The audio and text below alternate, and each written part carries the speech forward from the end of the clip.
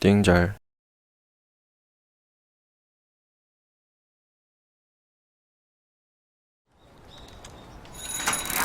한 아줌마가 아이를 태운 유모차를 끌며 걸어가는데 자전거를 탄 여자가 그 주위를 뱅뱅 돌더니 인성 터진 짓거리를 하죠.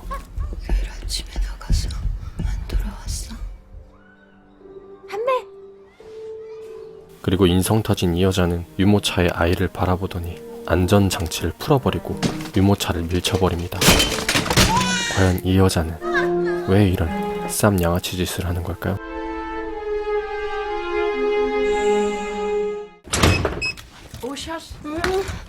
열심히 일을 하고 있는 이 여자, 지선입니다. 지선은 방송국에서 일하며 어린 딸 다은을 키우고 있는 워킹맘인데요. 다은아 잠깐만, 엄마 이것만 좀 하고. 한매! 항상 일에 치여 다은이를 돌볼 시간이 부족한 그녀에겐 보모 한매가 있었죠.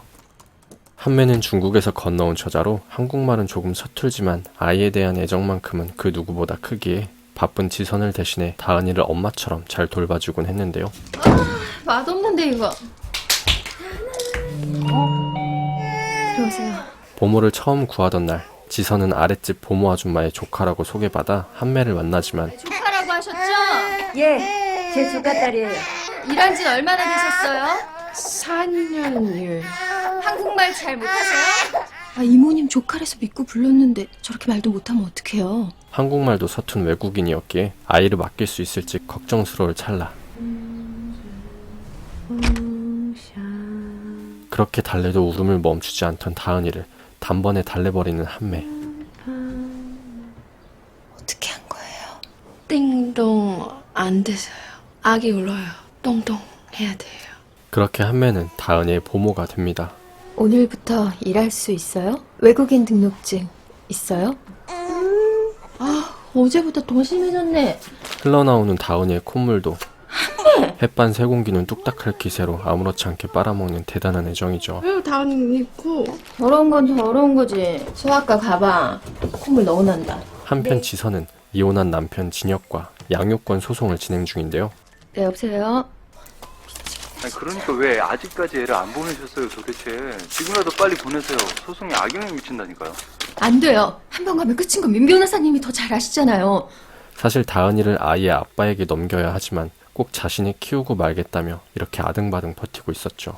네, 김 기자님. 하지만 일에 치여 아이를 돌볼 시간도 부족하고 월급의 반 이상을 보모 비용으로 쓰는 형국이고 월급의 절반이 보모의 월급으로 나간다는 현실은 돈 잘 버는 의사 남편 진혁의 조건에 비교하면 지선이 양육권을 쟁취하기엔 굉장히 불리한 조건이었습니다. 왜 보모 쪽에서는 제가 다은이 엄마니까요.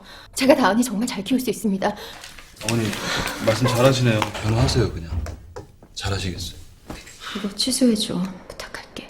나 다은이 없이 못 살아. 네가 엄마인 줄 다은이도 아니? 하루 종일 얼굴 보는 건 네가 아니라 보모일 텐데 헷갈리지 않겠어? 양육권 싸움에서도 치일 대로 치이고 야, 이제 오신 거예요? 이 실장? 죄송합니다. 사정이 좀 있어서. 끝나고 보자고.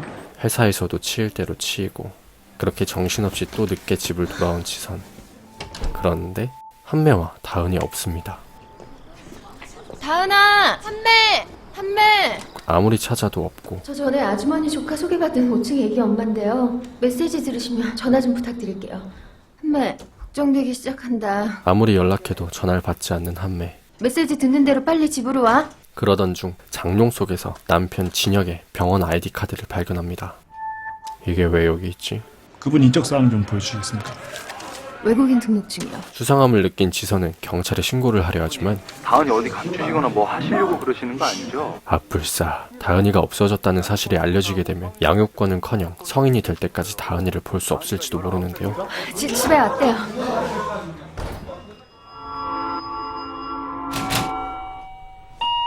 설상가상 때마침 시어머니까지 다은이를 데리러 집으로 찾아옵니다. 한매 어떻게...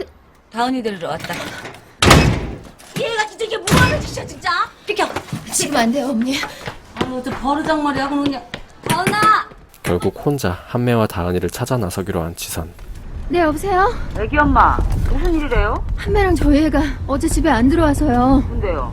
아주머니 조카잖아요. 아니에요. 그냥 난 소개만 시켜주면 돈 준다길래. 목요일에 약 처방을 많이 받아가셨는데요. 보통 여행 가실 때 많이들 이렇게 하셔서 어디 가시나 했는데. 그러다 지선의 집 주위를 얼쩡거리는 웬 남자를 마주하게 되는데 잠시만. 어제도 여기 왔었죠. 당신 한매 아는 사람이지? 그 돈 받을 게 있는데 연락이 안 되세요. 돈을 빌려줬어요? 한매한테? 지선은 이 남자를 따라 한매가 일하던 업소로 따라가게 됩니다. 오랜만이네. 목련 안 왔나? 홍련이 왜 여기서 찾아? 네가 데려갔잖아. 목련이 한매예요? 하지만 그곳에 한매는 없었죠. 그러다 걸려온 한 통의 전화. 듣기만 해요. 당신 딸 우리가 데리고 있어. 경찰에 신고할 생각하지 말고 지금 같이 있는 남자랑 헤어져요. 자연스럽게. 다현이가 지금 병원... 아, 예. 3천만 원 입금해요. 570만 원밖에 없어요. 장난해? 정말이에요. 마이너스 통장이에요. 카카로도 보내. 여의도 선착장. 스스로의 힘으로는 해결할 수 없다는 것을 알게 된 지선은 결국 경찰에 신고를 하게 되는데 목요일날 애를 마지막으로 보셨다고요? 하지만 다은이가 사라진 후 이미 며칠이 지난 상태였고 그러면 그 부모 사진이랑 애 사진이랑 한번 봅시다. 그럼. 한매의 사진조차 전부 사라져 있었으며 있었는데... 너 이게 뭐하는 짓이야? 나 당연히 어딨어? 죽은 여자 어딨냐고! 애 안 뺏기려고 머리 쓰는 거예요. 둘이 짜고 애 빼돌린 거라고요. 시어머니가 나타나 양육권 소송 중이라는 것이 알려지며 지선이 아이를 빼돌리려는 수작이라는 의심만 받게 되죠. 치명령을 받았구나. 변호사님이 말을 좀 잘하세요.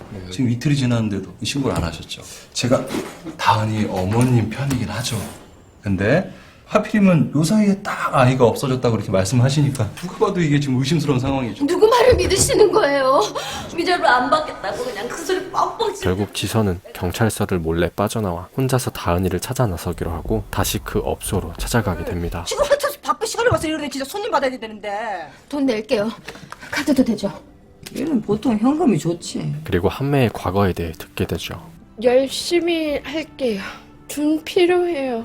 야, 내가 네 이름 지어줄게. 목련이라 목련. 목련. 왔어. 신 날도 봐. 현익이가 처음부터 목련이한테 반했어.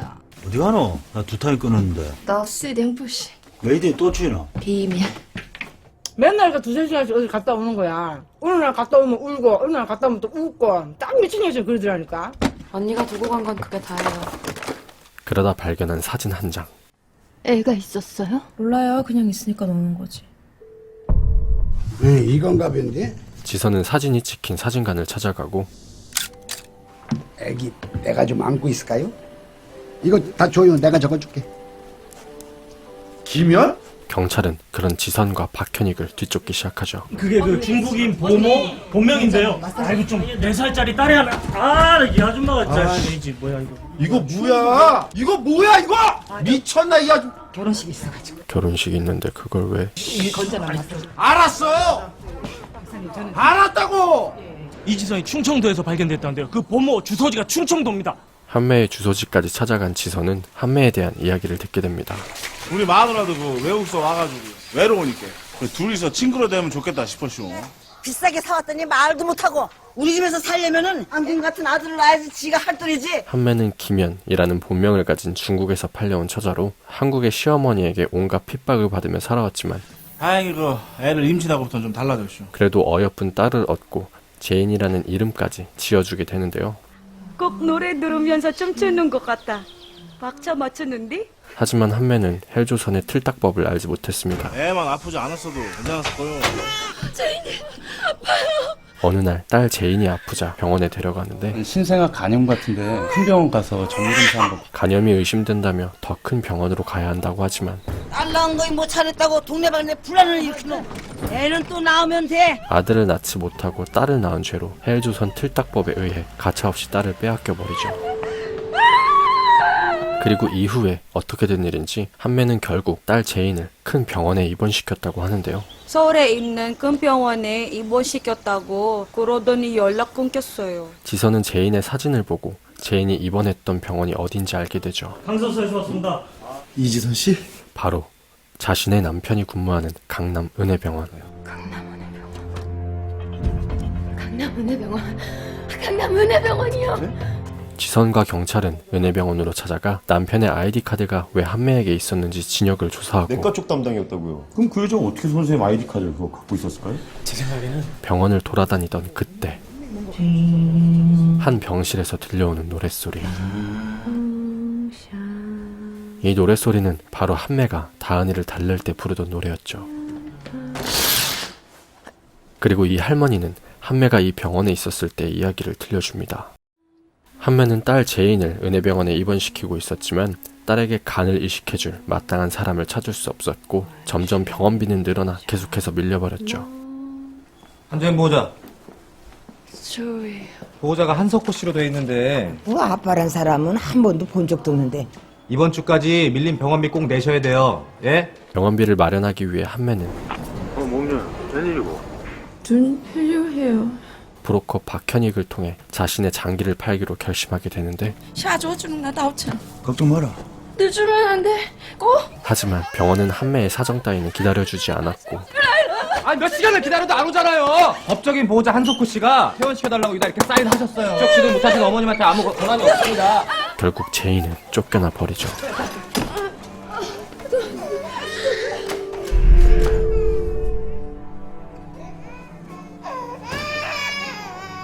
그리고 쫓겨난 제인의 병상에 올라간 사람은 다름 아닌 지선의 딸 다은이었죠. 영화 미싱 사라진 여자는 2016년 개봉한 영화로 엄지원, 공효진이라는 여배우가 투톱으로 나서 두 배우의 에너지가 조금의 빈틈도 없이 100분이라는 시간을 꽉 채우는데요. 특히 로맨틱 코미디의 상징이라고 불리던 공효진은 이 영화를 통해 로코 여왕이라는 이미지를 탈피하고 한층 더 성숙한 새로운 연기를 선보이며 강렬한 인상을 남겼는데요. 그게 시작부터 전개되는 내내 하나하나 추리해가는 과정을 섬세하게 연출해낸 인상 깊은 연출력 덕에 보는 내내 스릴 있고 긴장감 있게 볼 수 있던 영화였습니다. 근데 왜 몇 시간씩 응급실에 있게 하는 거야? 병실이 하나도 없어. 어떻게 좀 해봐 빨리. 뭐야 한지인 환자. 이거 빼면 되잖아. 한매의 정체를 알아낸 지선은 집으로 돌아와 경찰들과 대기하는데 한매가 만든 딸 제인의 이름을 새긴 자수를 발견하고 불현듯 과거가 떠오릅니다. 김치 냉장고 고장 났어? 김치가 왜 다 얼었어? 맛있어요. 차가워서. 그리고 그 김치 냉장고 속에는 병원에서 쫓겨나 결국 수술받지 못해 죽어버린 한매의 딸 제인의 사체가 숨겨져 있었습니다. 과연 지선은 한매를 찾아내 딸을 무사히 만날 수 있을까요? 띵잘의 추천 영화 재밌게 보셨다면 구독과 좋아요 부탁드리고 저 띵잘은 다음에 더 좋은 영화 소개로 돌아오도록 하겠습니다. 알람 설정해 주시는 것도 잊으시면 안 돼요. 그럼 이만 띵잘의 我丈夫，你也见过吧？帮我杀了他。